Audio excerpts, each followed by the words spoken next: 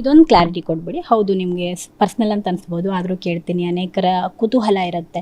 ಈಗ ಚಂದನ್ ಶೆಟ್ಟಿ ಅವ್ರನ್ನ ನೀವು ನಿಮ್ಮಿಬ್ಬರ ಮಧ್ಯೆ ಮಿಸ್ಅಂಡರ್ಸ್ಟ್ಯಾಂಡಿಂಗ್ ಬಂದಾಗ ಅವ್ರ ಫ್ಯಾಮಿಲಿಯವರು ಆರ್ಥೋಡಾಕ್ಸ್ ಇದ್ದರು, ಜೊತೆಗೆ ಅವರಿಗೆ ನಿವೇದಿತಾ ಅವರಿಗೆ ಈ ಮದುವೆ ಜೀವನ, ಆಮೇಲೆ ಮಗು, ಇದೆಲ್ಲ ಕಾಮನ್ ಆಗಿರುತ್ತೆ. ಅದು ಯಾವುದೂ ಇಷ್ಟ ಇಲ್ಲದೇ ಅವ್ರು ಆಚೆ ಬಂದರು. ಆಮೇಲೆ ತುಂಬ ಎಕ್ಸ್ಪೆನ್ಸಿವು, ಡೈಲಿ ಹೇರ್ ವಾಶ್ ಮಾಡೋದಕ್ಕೆ ಸ್ಪಾಗೆ ಹೋಗ್ತಾರೆ. ಈ ಥರದ್ದೆಲ್ಲ ವಿಷಯಗಳು ಬಂತಲ್ಲ, ಅವ್ರನ್ನ ನೋಡ್ಕೊಳ್ಳೋಕ್ಕೆ ಆಗಲ್ಲ ನಿವೇದಿತಾ ಅವ್ರನ್ನ, ಅಷ್ಟು ಎಕ್ಸ್ಪೆನ್ಸಿವ್. ಹೀಗಾಗಿ ಇಬ್ಬರ ಮಧ್ಯೆ ಮಿಸ್ಅಂಡರ್ಸ್ಟ್ಯಾಂಡಿಂಗ್ ಬಂತು, ಡಿವೋರ್ಸ್ ಆಯಿತು ಅಂತ. ಇದೆಲ್ಲವೂ ನಿಜಾನ ಅಥವಾ ಸುಳ್ಳಾದರೆ ಹೇಗೆ ಸುಳ್ಳು? ಇಲ್ಲ, ಆ್ಯಕ್ಚುಲಿ ಹೌದು. ನಾನು ಪ್ರತಿ ವಾರ 2 ಸಲಕ್ಕೆ ನನ್ನ ತಲೆ ಹೇರ್ ವಾಶ್ ಮಾಡಿಸ್ತೀನಿ.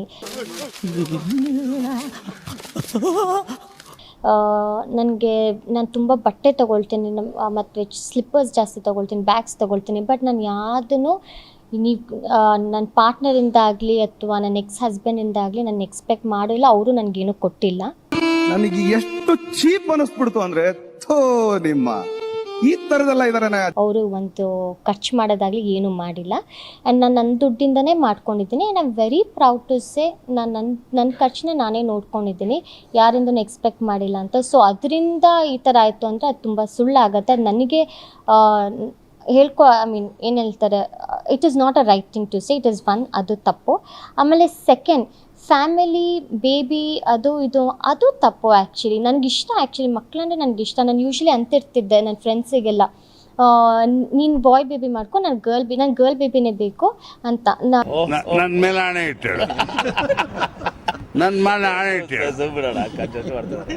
ಸೊ ದಟ್ ಇಬ್ಬರು ಫ್ರೆಂಡ್ಸು ಲೈಕ್ ವಾಣಿಗೆಲ್ಲ ಹೇಳ್ತಾ ಇದ್ದೆ, ಇವಾಗ ನಮ್ಮಿಬ್ಬರು ಮಕ್ಕಳು ಒಬ್ರನ್ನೊಬ್ರನ್ನ ಮದುವೆ ಆಗ್ಬೋದು, ಬೆಸ್ಟ್ ಫ್ರೆಂಡ್ಸ್ ಮಾಡೋಣ ಅಂತ. ಸೊ ಅದು ತಪ್ಪು.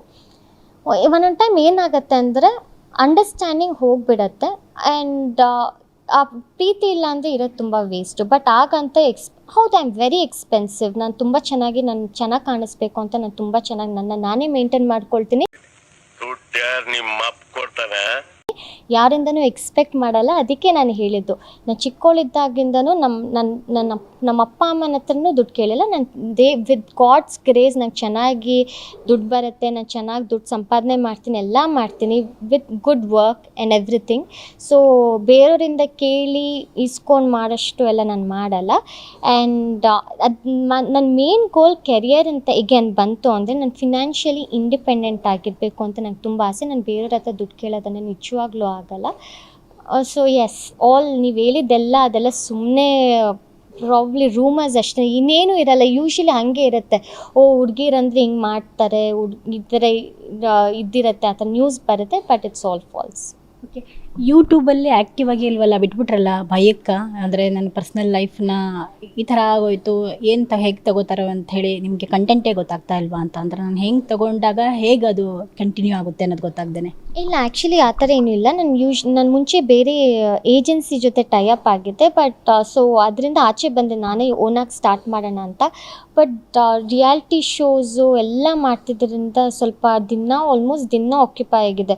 ಇವಾಗ ಒಂದು 2-3 ಮಂತ್ಸಿಂದ ನಾನು ಆಚೆ ಬಂದಿದ್ದೆ. ಅಲ್ಲಿವರೆಗೂ ನಾನು ಶೋಸ್ ಮಾಡ್ತಾನೇ ಇದ್ದೆ, ರಿಯಾಲಿಟಿ ಶೋಸ್ ಮಾಡ್ತಾನೇ ಇದ್ದೆ. ದಿನ I would be busy. So ನಂಗೆ ಟೈಮ್ ಸಿಗ್ತಾ ಇರಲಿಲ್ಲ ಮಾಡೋದಕ್ಕೆ. ಆ್ಯಂಡ್ ಯೂಟ್ಯೂಬೆಲ್ಲ ಒಂದ್ಸಲ ಸ್ಟಾರ್ಟ್ ಮಾಡಿದ್ರೆ ಕಂಟಿನ್ಯೂ ಮಾಡ್ತಾನೇ ಇರಬೇಕು. ಸೊ ಅದಕ್ಕೆ ಮಾಡೋಕ್ಕಾಗಿಲ್ಲ. ಮೇ ಬಿ ನೆಕ್ಸ್ಟ್ ಇವಾಗ ಸದ್ಯದಲ್ಲೇ ಸ್ಟಾರ್ಟ್ ಮಾಡ್ತೀನಿ ಮತ್ತೆ. ಚೆನ್ನಾಗಿದೆ ಮೂವಿ, ಆದ್ರೆ ಮಾತ್ರ ಹೆಂಗ್ ತೆಗ್ದಾರ ಅಂತ ಗೊತ್ತಿಲ್ಲ. ಮೂವಿ ಸೂಪರ್ ಆಗಿದೆ ಮೂವಿ. ಆದ್ರೆ ಓಕೆ, ಲೈಫಲ್ಲೇ ಅಪ್ ಆ್ಯಂಡ್ ಡೌನ್ಸ್ ಇರುತ್ತೆ, ಹರ್ಡಲ್ಸ್ ಇರುತ್ತೆ, ಅದನ್ನ ದಾಟ್ಕೊಂಡು ಹೋಗಬೇಕಾಗುತ್ತೆ. ದೊಡ್ಡ ಹರ್ಡಲ್ಸ್ ಯಾವುದು ನಿಮಗೆ ಎದುರಾಗಿದ್ದು, ಜೊತೆಗೆ ಅಪ್ ಆ್ಯಂಡ್ ಡೌನ್ ಯಾವುದು? ದೊಡ್ಡ ಹರ್ಡಲ್ಸಾ? ಅಪ್ ಆ್ಯಂಡ್ ಡೌನ್ ಆ ಥರ ಏನೂ ಇಲ್ಲ ಅನಿಸುತ್ತೆ ಸದ್ಯಕ್ಕೆ. I feel everything is fine. ಹಿಂದೆ ಎಲ್ಲವೂ ಸೇರಿ ಇಲ್ಲ, ಐ ಥಿಂಕ್ ಎನಿಥಿಂಗ್ ನನಗೇನು ಆ ಥರ ಹ್ಯಾಂಡಲ್ ಮಾಡೋಕ್ಕಾಗ್ದೇ ಇರೋವಂಥ ಸಿಚುವೇಶನ್ ಆ ಥರ ಏನೂ ಆಗಿಲ್ಲ